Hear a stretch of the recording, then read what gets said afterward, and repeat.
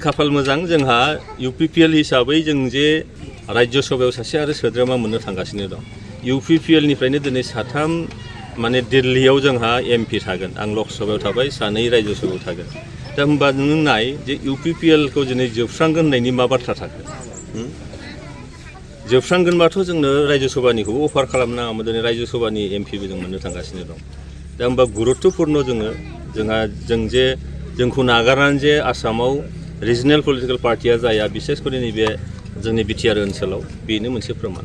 थांनायनि उनाव पाब्लिकफ्रा नार्भास जागोन UPPL जोबस्रांगोन मा फोरमायगोन सारा? नायबानो जाबाय जे एबार MLA इलेक्सन फैगासिनो दङ आरो खाफाल मोजां जोंहा UPPL हिसाबै जों जे गुरुत्तपुर्ण मोनसे राजखान्थि आफाद, बिनि थाखायनो दिनैहाय जोङो राज्य सभानि बिसायख'थि जानो थांगासिनो दं। गाबोन नमिनेसननि लास्ट डेट। दा बेयाव जोङो राज्य सभायाव सासे आरो सोद्रोमा मोननो थांगासिनो दं। UPPL निफ्रायनो दिनै साथाम माने दिल्लीयाव जोंहा MP थागोन। आं लकसभायाव थाबाय, सानै राज्य सभायाव थागोन। दा होमबा नों नाय जे UPPL खौ दिनै जोबस्रांगोन होननायनि मा बाथ्रा थाखो? जोबस्रांगोनबाथ' जोंनो राज्य सभानिखौबो अफार खालामनाङामोन। दिनै राज्य सभानि MP बो जों मोननो थांगासिनो दं। दा होमबा गुरुत्तपुर्ण जों जे जोंखौ नागारनानै जे आसामाव रिजनेल पलिटिकल पार्टिया जाया, बिसेसकरि नैबे जोंनि बिटिआर ओनसोलाव बेनो मोनसे प्रमान। माबा मोनसे खहा जागोन नामा बिथांमोन थांनायनि? जेबो खहा जानायनि बाथ्रा गैया। मानोना रायजोआसो ना, रायजोनि थाखायसो पलिटिक्स खालामो, रायजोआसो लुबैयो। खारन थांनाय 5 बोसोरनि UPPLआ गोजोन थासारि लाबोनाय, जाथि माहारिनि गेजेराव फोथायलायनाय लाबोनाय, बियो रायजो राजाफोरनि गोसोआव ओरैबायदि हाबनानै दं।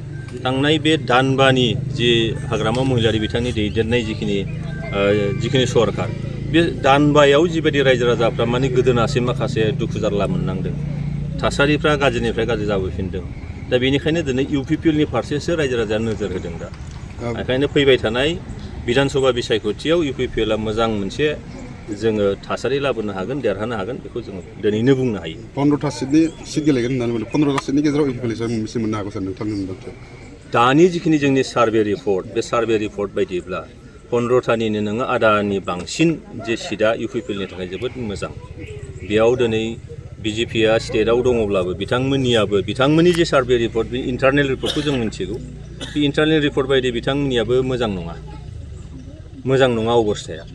दा बेखायनो आरोबाव मानगोनां हाग्रामा महिलारि बिथांनि दैदेननाय सरकार थांनाय 5 दानाव जिबायदि थासारि लाबोना होबाय, दावराव दावसि जाबाय, बिथांमोनाबो ग्राफखौ नायोबा जोबोद गाहायाव थांनानै दं। दिनै UPPLना गोजौसिनाव जानानै दं।